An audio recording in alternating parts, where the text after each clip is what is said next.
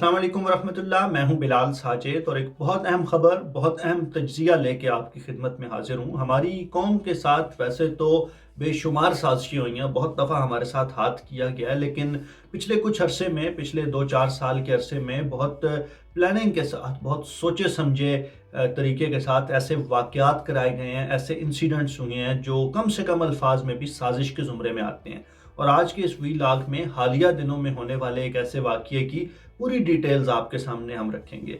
अली सदपारा के हवाले से जितनी डिटेल्स सोशल मीडिया पे, इलेक्ट्रॉनिक मीडिया पे, प्रिंट मीडिया में रिपोर्ट हुई हैं, उनको मैं भी आपकी तरह फॉलो कर रहा था और बहुत सारी चीज़ें हमारे सामने थीं। लेकिन वो होता है ना, खबर की दुनिया में कुछ चीज़ें होती हैं जो सरफेस पे होती हैं, कुछ चीज़ें होती हैं जो पीछे होती हैं, और आम लोगों को उस वक्त समझ नहीं आ रहा होता कि यार असल बात क्या है। ये सब वाक़यात जो मुख्तलिफ दिनों में, मुख्तलिफ औकात में रूनुमा हो रहे हैं, इसकी हकीकत क्या है। तो आज के इस वीलॉग में हम वो सारी हकीकत आपके सामने रखेंगे। अली सदपारा के साथ जो इंसिडेंट हुआ उसकी डेट बहुत इंपॉर्टेंट है। 5 फरवरी को अली सदपारा लापता हुए और मोस्ट प्रॉबेबली ज़ाहिर है उस एनवायरनमेंट में, उस जगह पे आपका ज़िंदा रहना, उसका इम्कान बहुत कम होता है। तो 5 फरवरी अली सदपारा साहब की जो डेट ऑफ डेथ है वो बनती है। अच्छा, मैं आम तौर पे ना एक बात अक्सर कहता हूँ यूट्यूबर्स के हवाले से कि मुझे ज़ाती तौर पे वो यूट्यूबर्स बड़े नापसंद हैं जो ये कहते हैं कि यार ये बात हम आपको आगे चल के बताएंगे या इस बात के लिए हमारी पूरी वीडियोस देखें। मैं अक्सर ये बात नहीं करता होता, मैं कभी आप लोगों से ये रिक्वायरमेंट नहीं करता कि यार आप हमारी इस वीडियो को एंड तक ज़रूर देखें। मेरा ये ख्याल है कि जिसने जो बात जितनी सुननी है, जिसकी जितनी तबीयत है, मिजाज है, वो उतनी बात सुनेगा, उसको आगे बढ़ जाने का पूरा हक मौजूद है। लेकिन आज की ये वीडियो बहुत अहम है, बहुत इंपॉर्टेंट है, इसलिए मैं आपसे ये गुजारिश करूंगा कि अगर अभी तक आप सुन रहे हैं तो आप इसको एंड तक ज़रूर देखिए।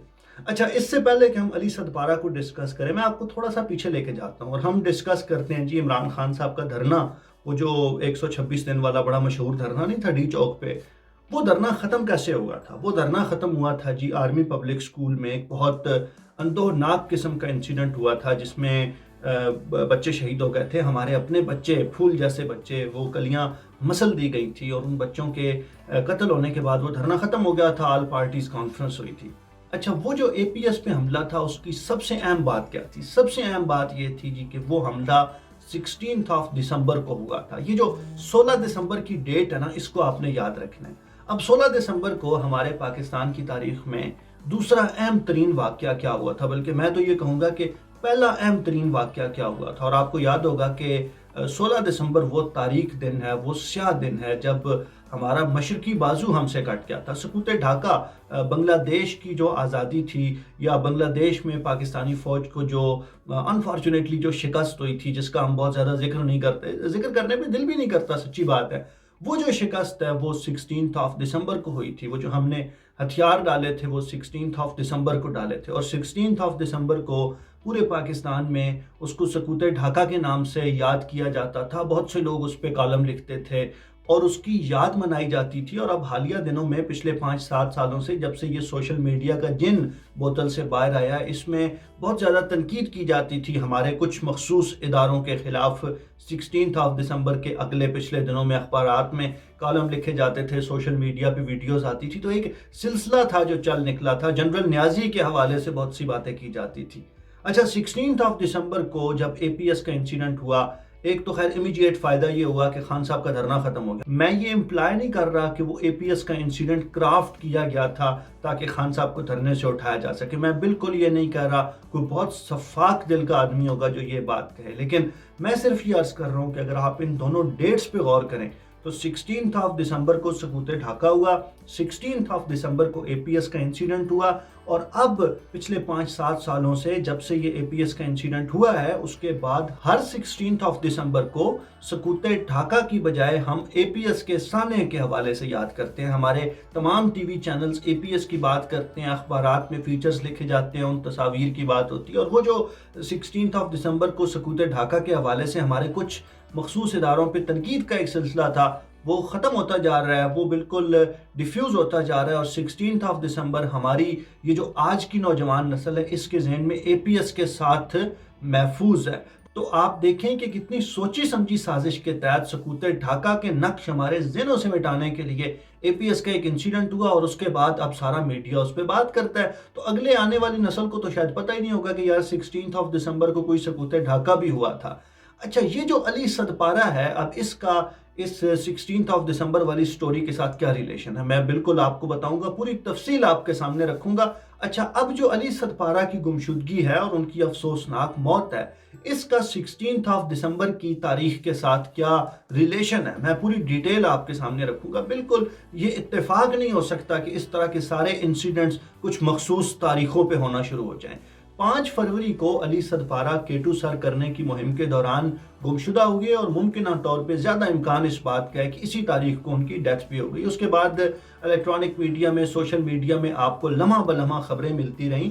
لیکن غور کرنے کی بات یہ ہے کہ یہ 5 فروری کا دن کیوں اہم ہے ہماری تاریخ میں، ہمارے قومی حافظے میں. 5 فروری کا دن اور کس حوالے سے اہم ہے؟ تو 5 فروری کے دن کا جو دوسرا بلکہ سب سے اہم حوالہ ہے وہ یوم یکجہتی کشمیر ہے. آپ کو یاد ہوگا پچھلے کچھ دہائیوں سے ہم 5 فروری کو یوم یکجہتی کشمیر کے طور پہ مناتے ہیں. لیکن اب میں آپ کے سامنے یہ سازش بے نقاب کر رہا ہوں کہ یہ علی صدپارہ کی جو گمشدگی ہے، ان کی جو موت ہے 5 فروری کو ہونا، آنے والے سالوں میں ہمارا media, social media, electronic media 5 فروری کو اسی ایک انسیڈنٹ پہ فوکس کرے گا اور آہستہ آہستہ ہمارے قومی حافظے سے علی صدپارہ اس میں رہ جائے گا اور یوم یکجہتی کشمیر اس میں سے نکل جائے گی. تو یہ وہ سازش ہے جو اس قوم کے ساتھ بڑے سوچے سمجھے طریقے کے ساتھ کی جا رہی ہے.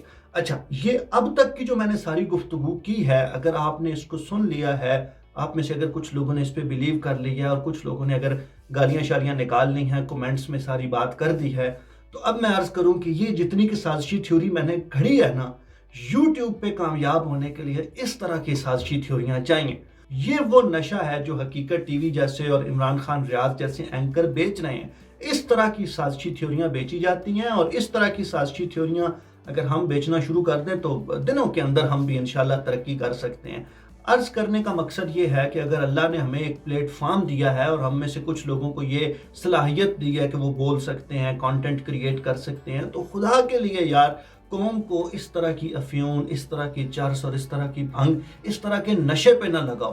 قوم کو رہنمائی کی ضرورت ہے. اگر آپ کنٹریبیوٹ کر سکتے ہیں تو ایسا کانٹینٹ کریٹ کریں جس سے لوگوں کے اندر سیاسی حوالے سے، سماجی حوالے سے، معاشی حوالے سے، تعلیمی حوالے سے، کسی اسپیکٹ کے حوالے سے ان کے اندر کوئی مثبت تبدیلی آئے. یہ سازشی تھیوریاں گھڑنا اور خواہ مخواہ کی کہانیاں تیار کرنا یہ بہت آسان کام ہے. یہ کوئی بھی کر سکتا ہے، ہم بھی کر سکتے ہیں اور آپ سے بہت بہتر کر سکتے ہیں. ظاہر ہے مطلب یہ کوئی ایسا مشکل جاب نہیں ہے جو کوئی دوسرا بندہ نہ کر سکے.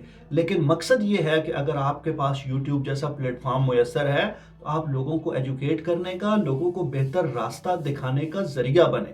تو یہ جو سازشی تھیوری میں نے اے پی ایس کے حوالے سے یا علی صدپارہ کے حوالے سے آپ کے سامنے رکھی، یہ محض ایک سازشی تھیوری ہے اور اس کا حقیقت کے ساتھ کوئی تعلق نہیں ہے. اس طرح کے انسیڈنٹس ہو جاتے ہیں. ہمارے قومی حافظے میں سمجھتا ہوں کہ ہمیں ایفرٹ کرنی چاہیے، انٹینشنل ایفرٹ کرنی چاہیے کہ ہمارے قومی حافظے میں یہ ساری چیزیں محفوظ رہیں. 16 دسمبر کا سانحہ، 16 دسمبر 1971 کا سانحہ بھی اسی طرح سانحہ ہے جس طرح اے پی ایس کا سانحہ ہے، اور یوم یکجہتی کشمیر بھی اسی طرح اہم ہے جس طرح علی صدپارہ جیسے پاکستان کے بیٹوں کو یاد کرنا. یہ کچھ گزارشات تھیں، ایک خاص اسپیکٹ کے حوالے سے آپ کی توجہ درکار تھی. آپ لوگ اس حوالے سے کیا سوچتے ہیں؟ ہمارے ساتھ اپنی رائے ضرور شیئر کیجئے. اللہ رب العزت آپ کو آسانیاں عطا فرمائے اور خلق خدا میں آسانیاں بانٹنے کی توفیق عطا فرمائے. بہت شکریہ.